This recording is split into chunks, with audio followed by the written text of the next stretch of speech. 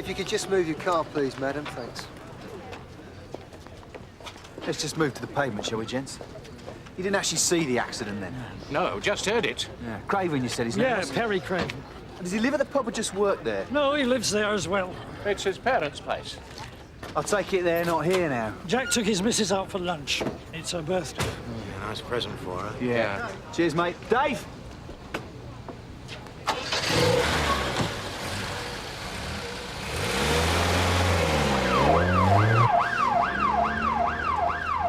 What's he said? He hasn't said anything yet, OK. But did he see it out? No, what? Look, please, why don't you go back inside the pub, eh? Give us a couple of minutes and I'll come and talk to you. OK, ladies and gentlemen, the show is over. Can you please go on with your business? Thank you very much. So what was it you saw then? What was it heard? An argument, a fight? I don't know about a fight. What, you were in here, yeah? That's what I'm saying. I was in here moving stuff around, trying to find one of the pieces. So, I mean, I couldn't hear too clearly what was going on behind the van. Yeah, go on, yeah. Well, obviously one of the blokes wasn't too happy. You effing this and that. Don't you effing push me. Don't you push me? Yeah. And then there's like a thud, you know. What, against the side of the van? Yeah. And then there's a screech of brakes. I look out. The bloke's lying in the middle of the road and that woman's getting out of her car. What about this other fella? Yeah, well, I saw him. He was going up that way towards the main road. I shouted, you know, like, oi, but he didn't stop. I saw the delivery van. I saw the man inside the van, and then this other man, he just appeared behind it. See you in a minute. He was pushed. Come again? I can't think of any other explanation. I mean, he wasn't crossing the road. He didn't trip or slip. It was as if he was pushed. Did you see someone push him? Well, people keep asking me about another man, but no. The only man I saw was a man I hit. I said, you can't have it if you can't pay for it. And he said, I can pay for it, I just don't have any cash. And he started to write out a cheque. But they don't take cheques. Well, we do, but not from strangers. What was this, his fourth vodka? Fourth large vodka. Did she see anything? No. Go on. Well, yeah, so, anyway, I called Perry over and explained what was happening. And Perry said, sorry, mate, tried to be nice about it, but the bloke wouldn't have it. Started going on about how any other pub would take a cheque. By now, of course, the old place knew that he was skint. Sorry, it's just that, well, Will thought it was hilarious, you know, this bloke going on. What about Perry? Did he think it was hilarious? Well, yeah, he laughed a bit, I suppose. It sometimes helps if they're awkward. How did the bloke take that? Badly. Said Perry was trying to show him up. Well, he wasn't, of course. He was just trying to line him up. And that's it. The next thing you know, he's ripped up the cheque and thrown it in Perry's face. Well, of course, that's it, isn't it? Come on, pal, out you go. It's there on the side. Bennett. M. Bennett. He wrote his address on the back. 20 Penders Way. Yeah, nice part of town. So you shouldn't have too much trouble finding the slag. Yeah, well, let's just give him the benefit of the doubt for the minute, yeah? Why? Because he lives in Pender's Way. Nobody saw anything. Well, what do you think happened? Who's that? The parents? Yeah. Here she is! Have we had trouble? Then there's the mirror, round the corner. Oh. Just the four screws holding up, were there? Well, I didn't think I needed to crook lock it. I can understand the Walkman and the stereo system going, maybe even the dryers. But a mirror? Was there anything special about it? Well, I don't know. Did it have beveled edges? Was it framed? It was a perfectly ordinary mirror. Unbelievable. Right, the jacket. Man's blue-green, yellow stripe blazer, 38-inch chest. That had been left behind by somebody weeks ago. We kept it hanging there in case he came back for it. Expecting it to be during opening hours. Nice jacket. We were never sure whether it had been forgotten or abandoned. Well, our thief seemed to like it. Perhaps he took the mirror to admire himself in it. You've got what? An overheard argument, a possible push, his mate's version of what happened in the pub beforehand. But basically, no one saw a damn thing. He didn't jump in front of the car. Yeah, I know, but without a witness, it's going to be this guy Bennett's word against Craven's, and, well, personally, I think you're stuffed before you started. Keep me informed, Barry. Sarge. Casualty, Sunhill Police, love. Yes, I wonder if you could let me know the condition of a Perry Craven brought in from an RTA about 20 minutes ago. What's that? Craven's in surgery. Michael Bennett likes a drink. Oh, even while he's driving. Yeah, well, what do you reckon? Is it likely to become fatal? Yeah. Oh, well, best to keep ourselves covered. OK, thanks, love. Cheers. Craven kid's not going to kick it, is he? Well, the hospital says no, but there's some internal bleeding, and he's not looking too clever at the moment. So what do? Let Monroe know what's going on, then go and visit Bennett, yeah? Sounds good to me. Cheers, Donna.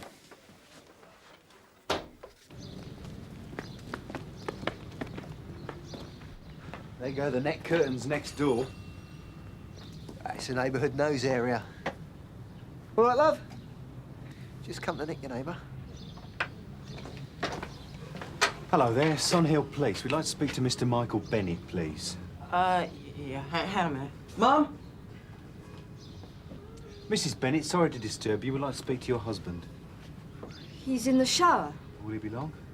Well, no. It's just a routine inquiry. Shouldn't take more than a couple of minutes. Save us coming back later. Well, if you don't mind waiting. Nick, go upstairs and knock on the door. Tell your father there are 2 policemen here. I'm sorry. If you'd like to come in. Sorry.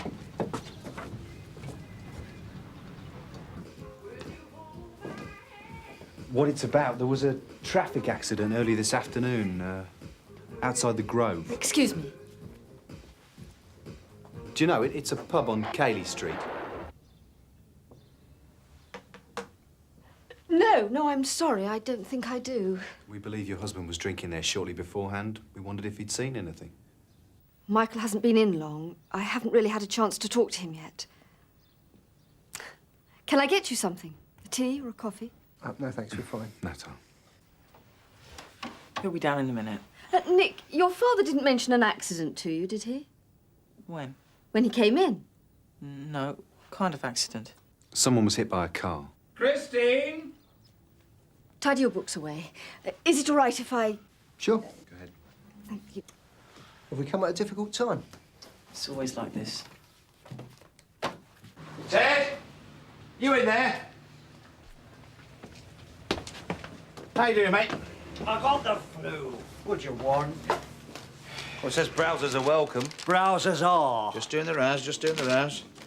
Have you been offered any of these recently? I don't buy off the streets anymore. I'm strictly house clearances. What, at 2 o'clock in the morning, smash a back window type of house clearance? Have a look anyway, will you? Oh, yeah. I've got a lot of use for an hairdryer. Here, that's private, and there's nothing out there. Well, if there's nothing out there, you don't want to have a look, do you?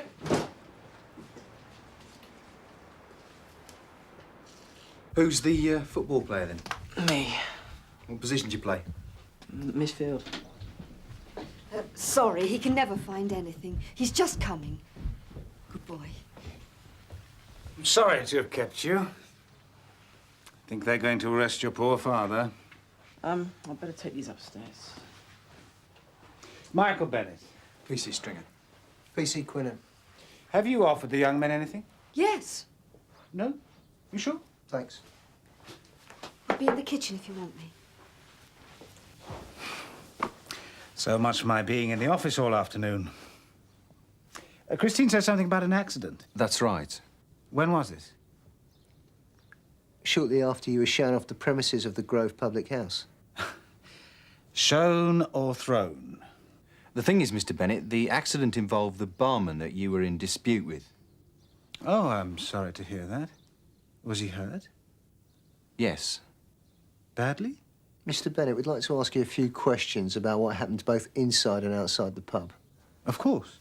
But before we do that, I'd just like to caution you that you don't have to say anything unless you wish to do so. But whatever you say may be given in evidence. 393/3. Oh, Edward. How was I to know? There's a recession on. People are flogging anything. But not hair dryers, shampoos and conditioners. Not to me. There's nothing else out there. I told you that's all I was offered. Salisbury. What would I do with it anyway? Times are too hard to take chances. I only buy what I can sell. All right, then. Let's have a name. I don't ask names. It was a straight cash deal, 50 quid the lot, take it or leave it. He took it. They always do. Now, come on, Salisbury. You don't want to spend the night in a drafty cell, do you? If that cold of yours was to go on your chest, you'd be in a lot of trouble. I'm probably not supposed to ask this, but has the barman accused me of anything? Like what? But it's just that from the tone of your questions... Well, I was the one that was marched outside and pushed against the side of a van. You'd had a few drinks, Mr. Bennett. You weren't in the best of moods. You see, this is exactly what I'm saying. It's just that one of the things that's bothering me is that after he pushed you up against the side of the van, you didn't retaliate. I'd start a fight I'd almost certainly lose. He was half my age and twice my size. It would have been stupid to provoke him. He tore up a cheque and threw it in his face. I threw a few pieces of paper. That's hardly the same as throwing a punch. And I didn't throw it in his face, if that's what he told you. It was across the counter. That's what the customers told us. Did they also tell you what he called me? Look, I'm sorry about whatever's happened to him, but if it was an accident, it was an accident. I didn't do anything, I didn't see anything. I wasn't there. We have a witness that says that you were. Look, I can't talk to you here. Let me get a jacket or something and I'll come with you to the station. I ordered a drink, which I couldn't, not wouldn't, pay for. I made a fuss, which was stupid of me, and I probably deserved to be pushed into the side of a car. A van. Whatever. But I repeat, I did not retaliate, and I know nothing about an accident. The thing is, Mr. Bennett, the reason I specify van is because the man inside it heard the argument between you and Perry Craven. And did he hear Perry Craven push me against the side of it? He heard someone or something strike the van. He also heard the words, "Don't push me." So he's confirmed what I've been telling you. Well, that was you, was it? Don't push me? I don't know. It might have been. Well, if it wasn't you, it must have been Perry. Well, I probably said something. But why would Perry Craven say, "Don't push me"? Do you want to see the bruise? In which case, it was you who said it. Yes. Don't push me. More than likely it was. I just don't recall using those words, that's all. Is it important? Well, only in as much as it places whoever said it at the scene of the accident, at the time of the accident. Then how come I still don't know what happened?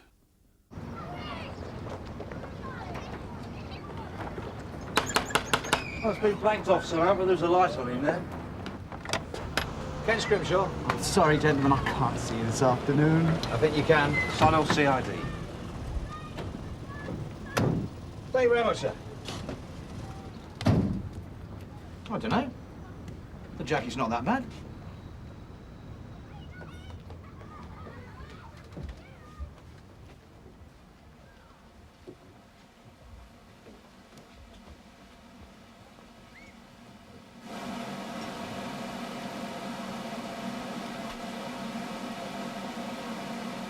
I think I'm beginning to see what all this is about. If this is the main road here, and I was here, you think I must have been aware of the accident here. It's barely 40 yards away, Mr. Bennett. And of course, I was running away. Hurrying away. No, actually, I think I was running. For a bus? I'm banned from driving at the moment. I have to rely on public transport. I understand that you were employed in sales, Mr. Bennett. That's right. I still am. Lucky to keep a job in sales when you've been done for drink driving. My company has been very good to me. Is this relevant? Were you working this afternoon? I went to see a client. The meeting didn't go particularly well. I needed a drink. The Grove, unfortunately, happened to be the nearest pub to their office. You needed a drink? If you just lost your company an account worth 15,000, you'd need a drink. Maybe even 4. What you wouldn't need is some grinning smart aleck having a good laugh at your expense. Ladies.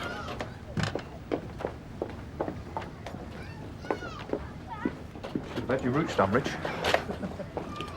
When I was in Pentonville this last time round, I was banged up with this bloke who'd been a hairdresser. Had a salon up in Luton till I forgot what he got done for now, but... Scrimshaw. Hurry up. Oh, yes, she must be nearly done by now. Anyway, this bloke, Dennis, said he could teach me how to do hair. And so he did. You learned how to style women's hair in a men's prison. OK, I'm busking. But it's the same principle, and the money's better. I suppose if you want to put it in those terms, yes, I have a drink problem. I don't see it that way myself. What about your wife and son? I prefer to leave my family out of this. If it wasn't for us, would they have known you'd been drinking this afternoon? I don't know. Would you have told them? I don't know. Do you drink at home? Yes.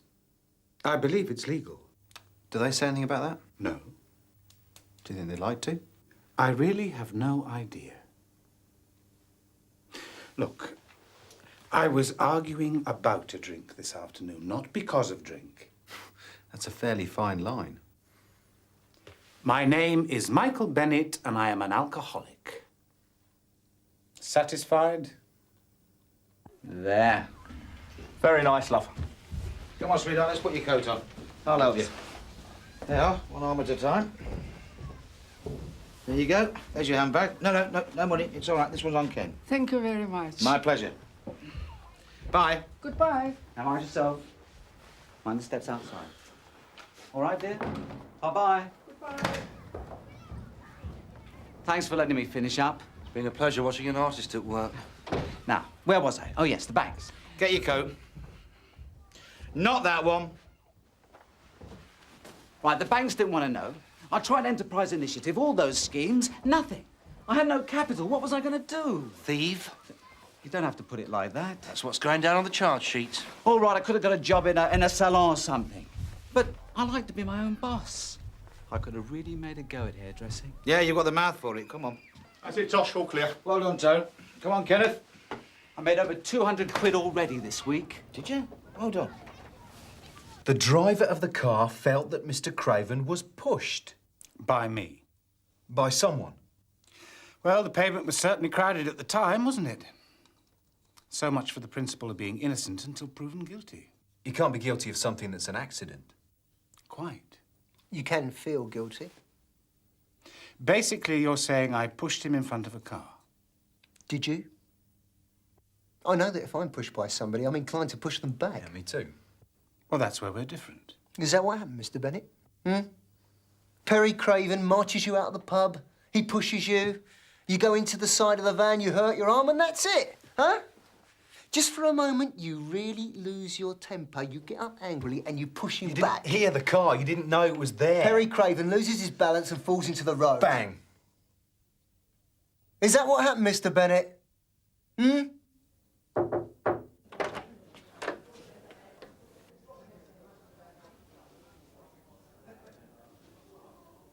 I didn't do anything.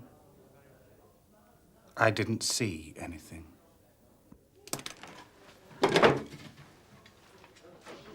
Dave.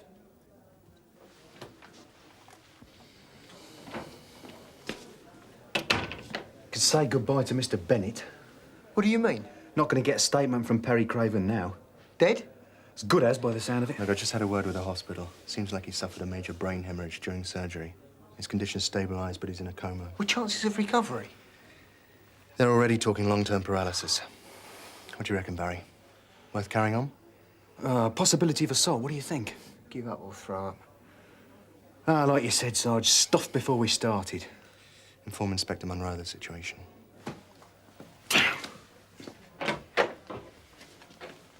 Interview terminated at 5:13 p.m. That's it, all over. What? We've no further questions at this time.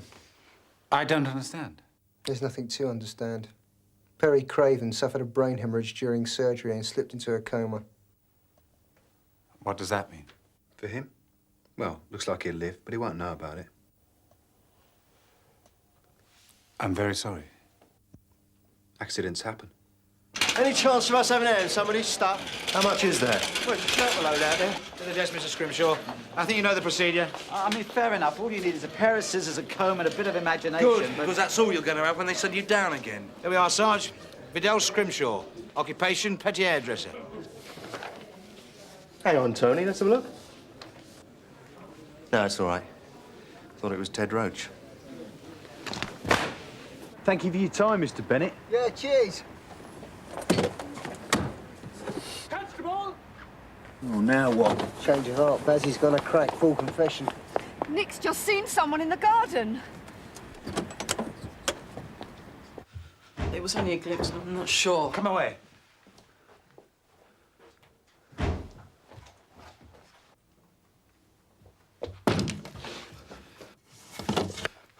Jack Craven. I'll go round. Stay inside.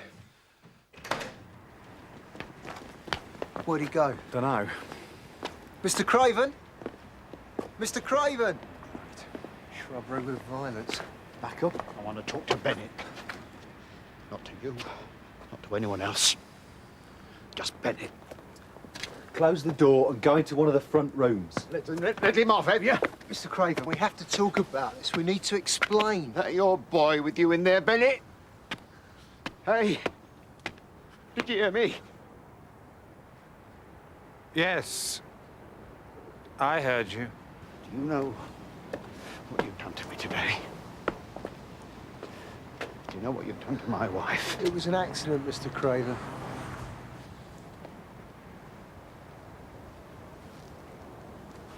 I'm very sorry about your son. Sorry. I know you think I'm responsible for the accident. And maybe in some way I am. If I hadn't made a fuss about one drink, this probably wouldn't have happened. How would you feel, if it was your son in hospital? Your son in a coma. Never expected to walk again. Talk again. Anything. I'd feel like you. I don't think you've got any idea how I feel right now. No, I probably don't. I actually wish my son was dead. Can you believe that? I wish he was... Mr. Craven.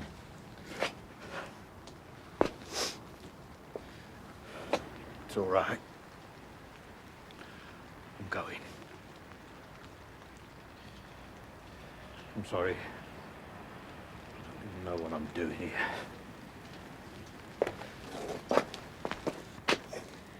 I see he's all right. I've had a chat to him. I think he's all right. I've let the station know, though. They'll send a car past every now and then in case he decides to come back. Do you think he will? No. No, he said what he wanted to say. Look, I've explained what happened this afternoon and who the poor chap was. Uh-huh. Will you please tell my wife and son that I've done nothing wrong? Have another drink, Dad. Why don't you? You must need one after that. Nick. Oh, go on, we won't mind. It's always easy with a drink. Not now, Nick, please. No, you sure? You usually have one when you come in. Don't show yourself up. Me? There's someone in a coma and you're saying sorry? Christine? What happened, Dad? You had a couple too many again, eh? What's new? Get upstairs. Get upstairs? I mean it, Nick. It's always get upstairs, Nick. Not now, Nick. Hey. Nick! I'm all right, Mum. There wasn't a car coming. Christine. He's all right. I didn't hurt him. But if he's going to say these things... You've got a very nasty temper, Mr. Bennett.